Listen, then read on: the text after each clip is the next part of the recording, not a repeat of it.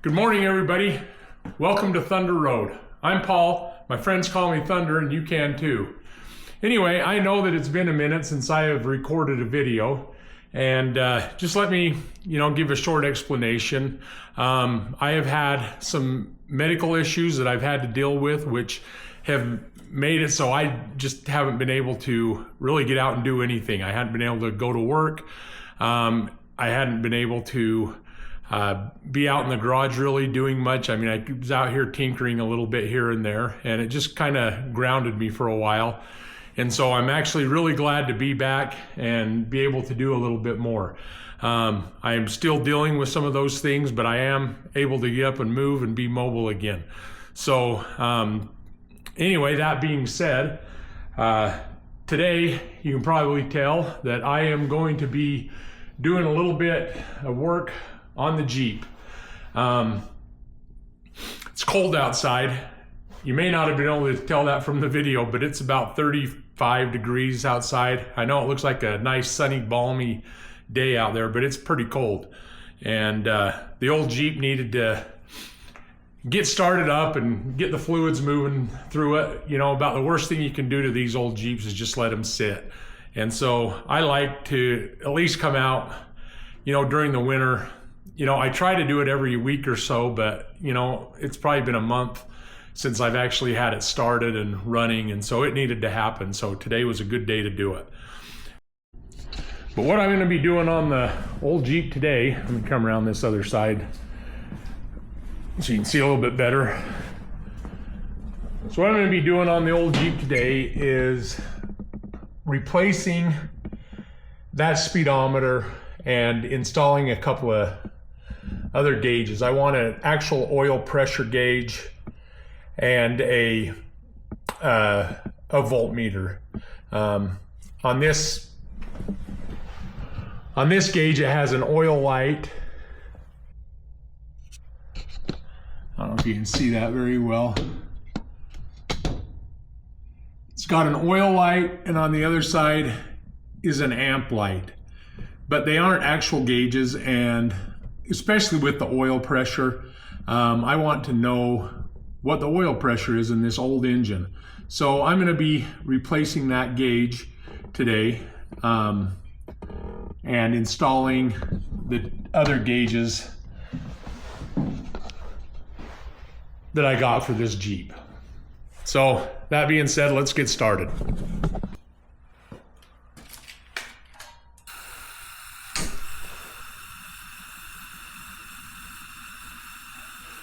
It is cold. I need to get some heat going in here.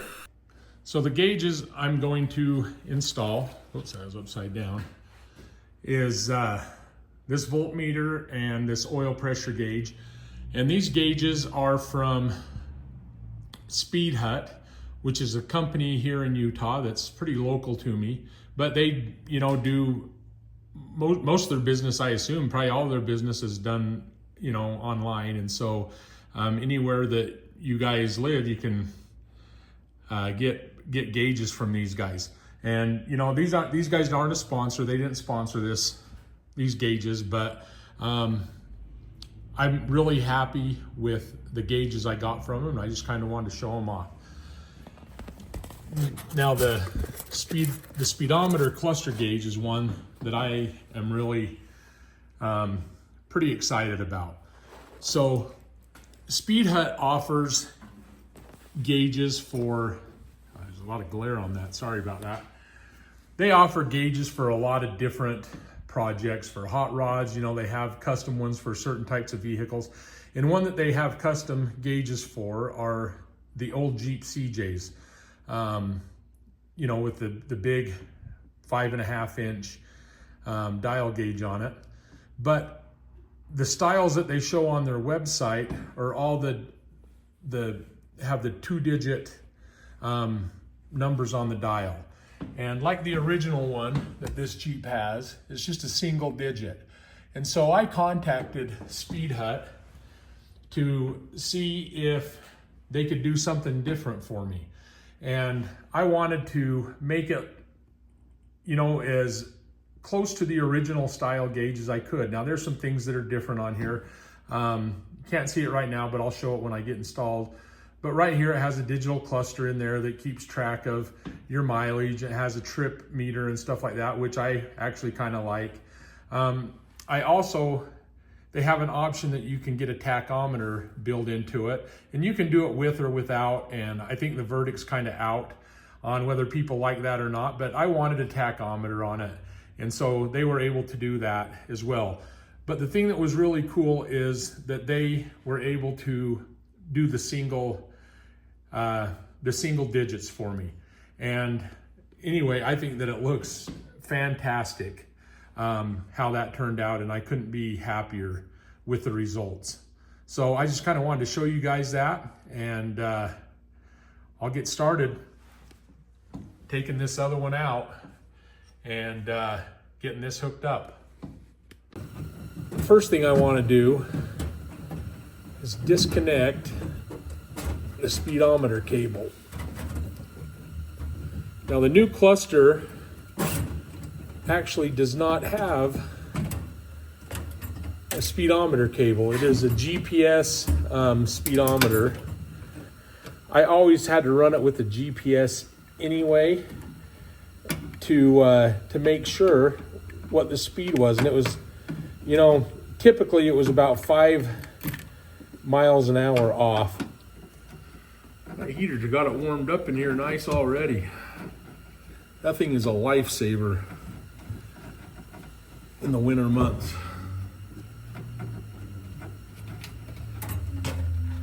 I'd like to be able to get a bigger shop at some point, so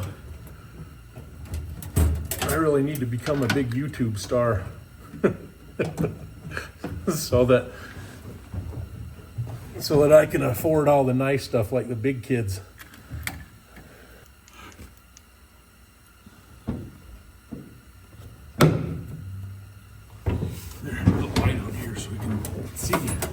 What's going on. So that just comes out like that. Okay, so there are those two gauges, those two clusters next to each other. And I mean, this one you're probably saying, well, that one's gray and this one's black. Well, this one is supposed to be black. When it was new from the factory, it was black, and it's just got sun fade from, you know, all the years.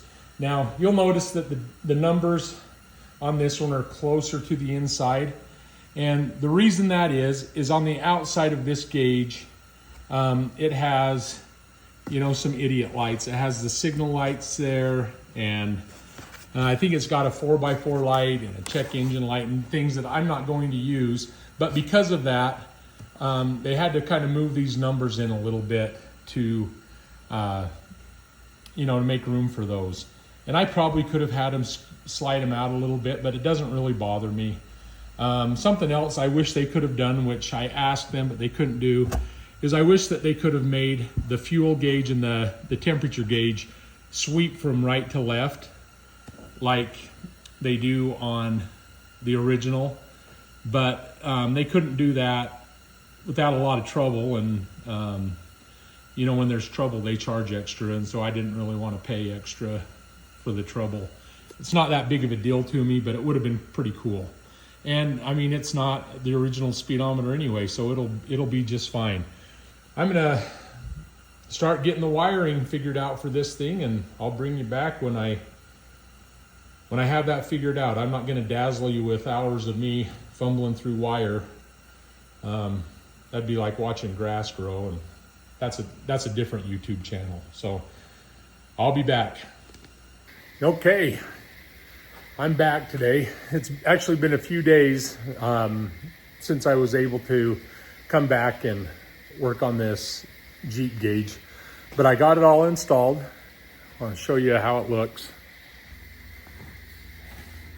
Okay, I got the voltmeter and the oil pressure gauge installed. Up here I have the gauge cluster installed. Everything works really good. There are a few things under the hood that I needed to connect to make this work. One of the things I needed to do, we'll come over here, right down, that there's the oil pressure gauge. I had to take the old oil pressure gauge out and install that one. It fit perfect in the block. The other thing I needed to do was connect the temperature gauge. Now that one was a little bit more involved. Zoom in here.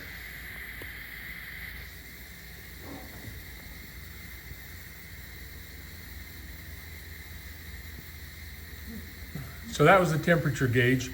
Now, on this block originally, the temperature gauge came out of this port, but the thread pitch on this temperature gauge was the wrong pitch. It wouldn't fit in there.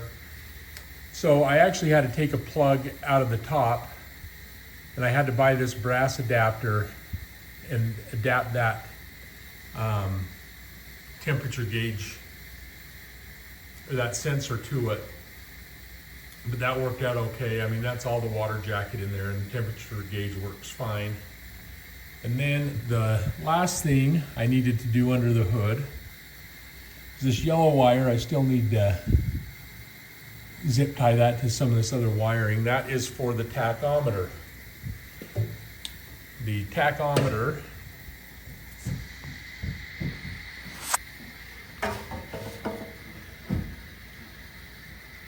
connects to the negative post on the coil. So we did that to get the tachometer to work. That's really all you need to do underneath. One of the things I like about this Speedhut gauge cluster is that I can go in and calibrate the mileage to the original mileage, or the mileage that was on the gauge cluster. If that's the original miles that was on the Jeep, and you want to make sure that you carry that over, you can do it on this.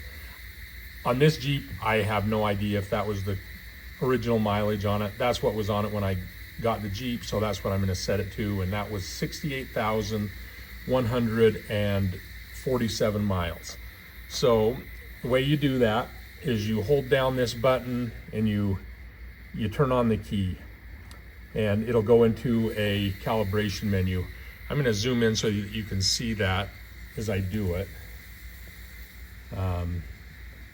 Okay, so I'll hold that down, I'll key that on.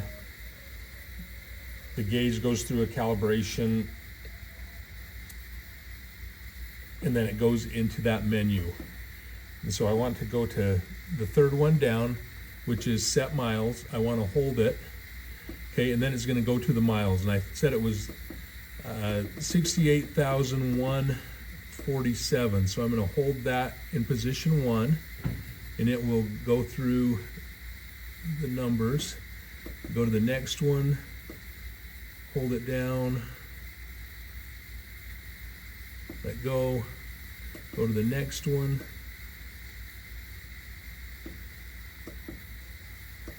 Go to the next position.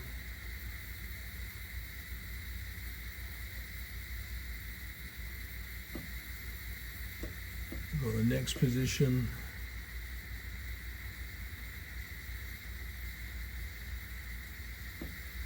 Okay, so 68,147. And then I just let off, and it'll kind of flash like this for a minute. And then it went into that. Now I want to also calibrate the fuel.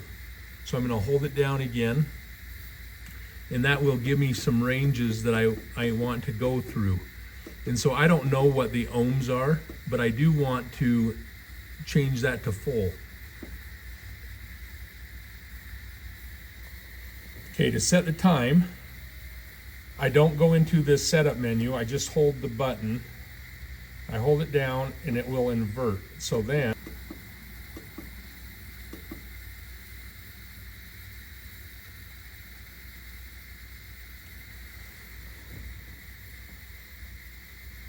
Okay, that set it to AM.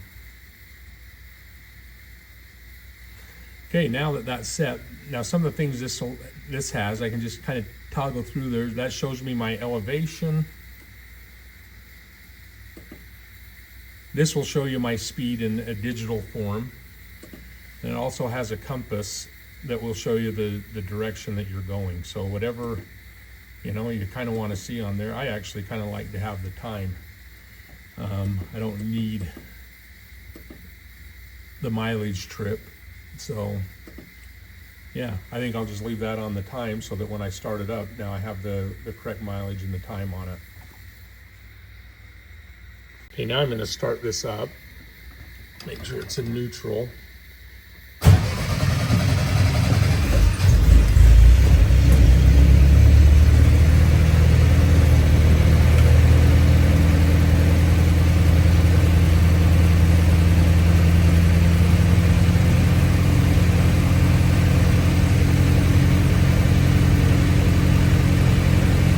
So I got the fuel calibrated.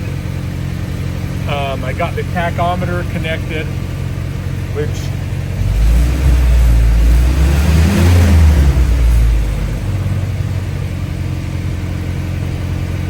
you have to calibrate the tachometer, not calibrate it, but you have to set the tachometer for the number of cylinders that your vehicle has on the engine. So this is a 4-cylinder. So there's, you know, you go through the tachometer calibration. I'm not going to do it. You know, you get the gist of it from doing the mileage and stuff. You just kind of toggle through it. But there are settings that, you know, that the chart gives you for how to set it up to the number of cylinders with the type of coil that you have on your Jeep. And so I already did that. And so when I think the default was an 8-cylinder motor on this. And so when I started it for the first time, the tachometer wouldn't hardly move because it was trying to operate for an 8-cylinder instead of a 4-cylinder. And so I had to go through and calibrate it. But now the tachometer seems to be working, you know, like what I think it should. And anyway, so that's the installation of the Speedhut gauges on this old Jeep. You know, like I said, I didn't want to go through the whole wiring and everything because that's just boring. And, you know, I mean, really, if you're able to feel confident enough to set it up and to do the wiring and stuff like that, you shouldn't have any trouble with it. If you're not sure about wiring and have questions about that and you're just not confident, then, you know, I would find somebody, you know, that you know, or, you know, a friend or somebody that could help you out. It's really not that hard, especially on an old car like this, that the wiring is just really simple. And so I felt confident in my abilities to be able to wire it up and get it to work, and I didn't even burn anything down. So I call that a win. Anyway, I'm gonna wrap this video up. I know it's been a while since I posted, and I mentioned at the beginning of this video that, and I just had some medical issues, but I am hoping to start posting on a more regular basis. I am dealing with some of those medical issues again, so it may not be every week that I post a video, but I'll do it as often as I can. With that being said, remember to love God and to love your neighbor. I believe that is the key to true happiness in this life, and I will see you next time. Thanks for watching.